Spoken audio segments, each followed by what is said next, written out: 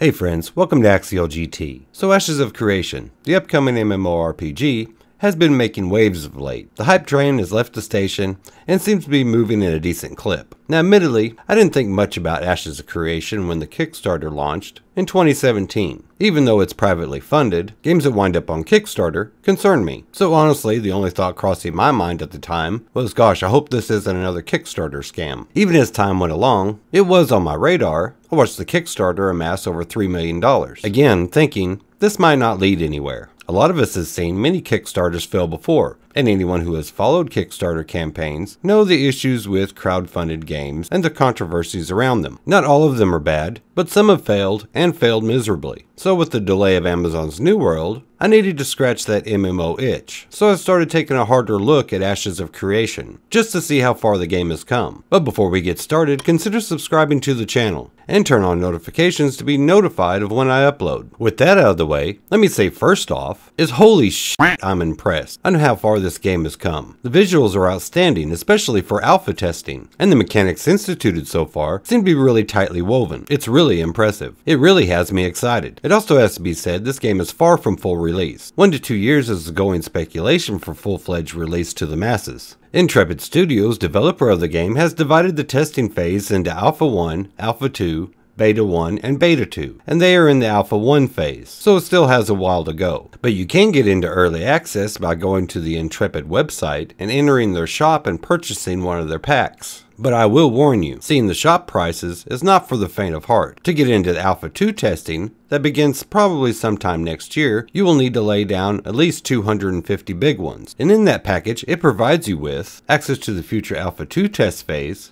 access to the future Beta 1 and 2 test phase, 6 months of in-game time, a $90 value, I'll explain that in a minute, $100 in Embers, that's the in-game currency, Thicket's Endowment, a cosmetic skin, and the Timeless Terrapin, a mount cosmetic skin. Now why buying the most expensive package for $375 doesn't grant you access to Alpha 1 testing phase is beyond me. At least if you laid down that type of money, you should be able to play this year, 2020. But according to the release schedule, that won't be the case. But who am I to judge? Maybe I'm just jealous. Maybe I just want to play now. That's also possible, because knowing me, if I could purchase the highest package and play now, I would do it. But now onto the business model. Ashes of Creation is going to be a subscription-based model, priced at $15 a month, which is around the going rate, especially with all you get with this game. Ashes of Creation is going to have loads of content. So what is Ashes of Creation, besides really stunning visuals for an MMORPG? Let's take a look at and do an overview of one of the most interesting and coolest gameplay mechanics. This comes from their website and gives us an idea of the end goal of what Intrepid Studios is trying to accomplish. Ashes of Creation takes place within a medieval fantasy setting, blending imagination and cutting-edge graphics. We are putting the word massive back into massive multiplayer with unique and novel mechanics that will give meaning to player action. It'll incorporate the best parts of traditional MMOs with innovative sandbox concepts. You will choose your fate at every opportunity. Quest lines will open and close based on the interactions of players in the world, because this is a world where choice is consequential. No two servers will experience Ashes of Creation the same way. And that, my friends, is really ambitious and exciting.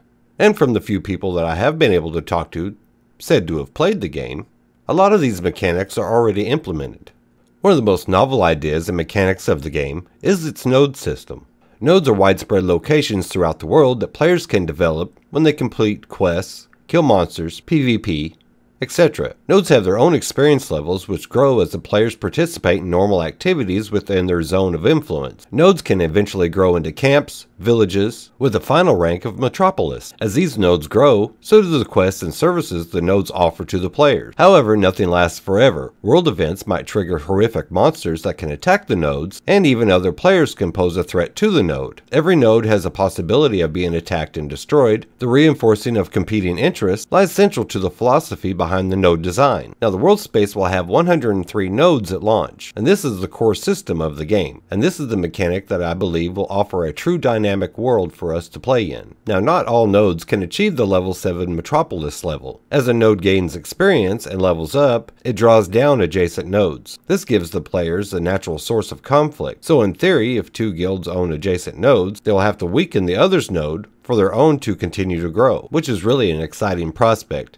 And admittedly, this is just a general overview. Ashes of Creation will have both PvE and PvP content. The PvP following a flagging system, and also has PvP zones on certain points of interest throughout the world. One of these POIs would be, for example, caravans. Ashes has a caravan system to facilitate trade among the surrounding cities. The caravan will need to be protected as it travels its route between cities. This in and of itself creates a PvP zone around the caravan as players either attempt to protect or destroy the caravan. On the PvE side of things, Ashes of Creation is touting a unique AI for the beasts and creatures of the world. The AI is adaptive, so the fights with world creatures will keep the player challenged and engaged. Even fighting some types of beasts can yield different outcomes as they can seemingly change tactics. I can say I'm really liking what I'm seeing with Ashes of Creation, and from the looks of it, the hype is real and justified, but this video is just an overview and my thoughts of what looks like an awesome MMO. I'm also working on a more in-depth look of Ashes of Creation and its multitude of systems in place, so be sure to stay tuned for that. It's taken an insane amount of editing, that's why it's not up already. So what is your thoughts on the game? Is it a hit? A miss? Let me know in the comments below. And don't forget to like, subscribe, and turn on notifications to be notified of upcoming content. But until next time, I'm out of here.